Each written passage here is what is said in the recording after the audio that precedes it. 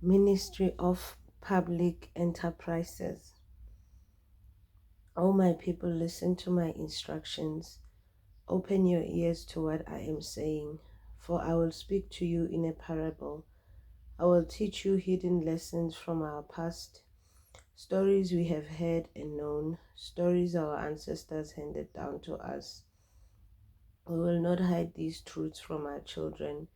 We will tell the next generation about the glorious deeds of the Lord, about his power and his mighty wonders. For he issued his laws to Jacob. He gave his instructions to Israel. He commanded our ancestors to teach them to their children, so the next generation might know them, even the children not yet born, and they in turn will teach their own children.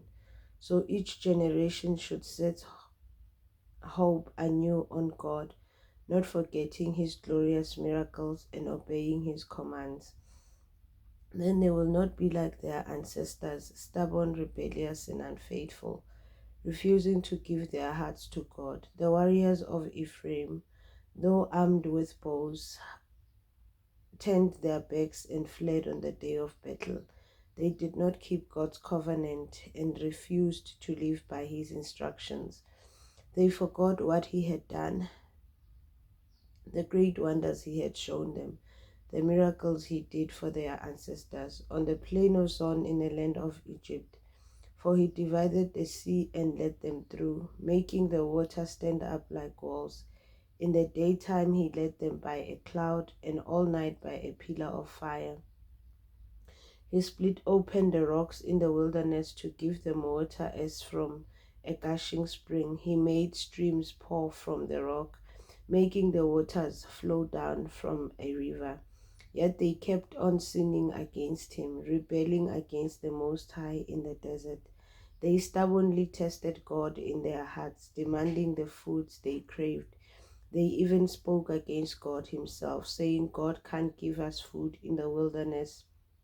Yes, he can strike a rock so water gushes out, but he can't give his people bread and meat. When the Lord heard them, he was furious. The fire of his anger burned against Jacob. Yes, his anger rose against Israel, for they did not believe God or trust him to care for them. But he commanded the skies to open. He reopened the doors of heaven. He rained down manna for them to eat. He gave them bread from heaven. They ate the food of angels. God gave them all they could hold. He released the east wind in the heavens and guided the south wind by his mighty power. He rained down meat as thick as dust, birds as plentiful as the sand on the seashore. He caused the birds to fall within their camp and all around their tents. The people ate their fill. He gave them what they craved, but before they satisfied their craving, while the meat was yet in their mouths, the anger of God rose against them, and he killed their strongest men. He struck down the finest of Israel's young men. But in spite of this, the people kept sinning. Despite his wonders, they refused to trust him. So he ended their lives in failure, their years in terror.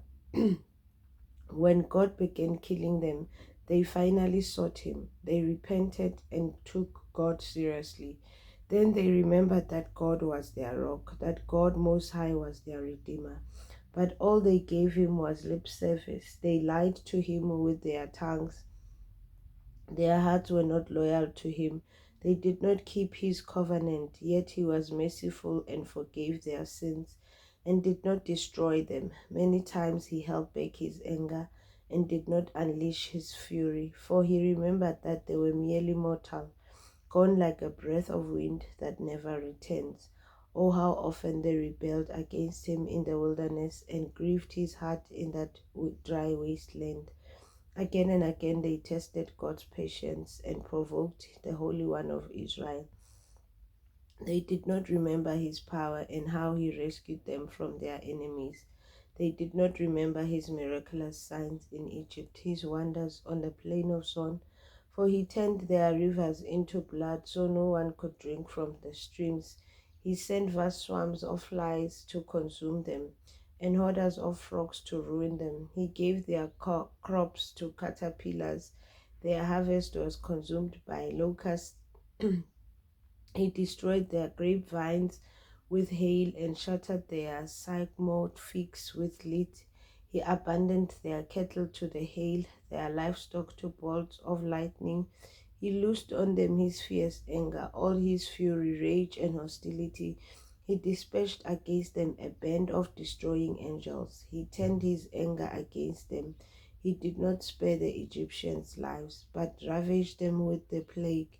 He killed the oldest son in each Egyptian family, the flower of youth throughout the land of Egypt. But he led his own people like a flock of sheep, guiding them safely through the wilderness. He kept them safe so they were not afraid. But the sea covered their enemies. He brought them to the border of his holy land, to his land of hills he had won for them. He drove out the nations before them. He gave them their inheritance by lot. He settled the tribes of Israel into their homes.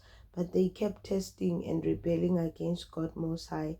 They did not obey his laws. They turned back and were as faithless as their parents. They were as undependable as a crooked bow. They angered God by building shrines to other gods. They made him jealous with their idols. When God heard them, he was very angry and he completely rejected Israel. Then he abandoned his dwelling at Shiloh, the tabernacle where he had lived among the people. He allowed the ark of his might to be captured. He surrendered his glory into enemy hands. He gave his power over to be butchered by the sword because he was so angry with his own people, his special possession. Their young men were killed by fire. Their young women died before singing their wedding songs. Their priests were slaughtered, and their widows could not mourn their deaths. Then the Lord rose up as though waking from a sleep, like a warrior aroused from a drunken stupor. He rooted his enemies and sent them to eternal shame. But he rejected Jacob's descendants. He did not choose the tribe of Ephraim. He chose instead the tribe of Judah and Mount Zion, which he loved. There he built his sanctuary as high as the heavens and solid and enduring as the earth. He chose his servant David, calling him from the sheep pens. He took David from tending the ewes and lambs and made him the shepherd of Jacob's descendants, God's own people, Israel. He cared for them with a true heart and led them with skillful hands. And this is from Elohim.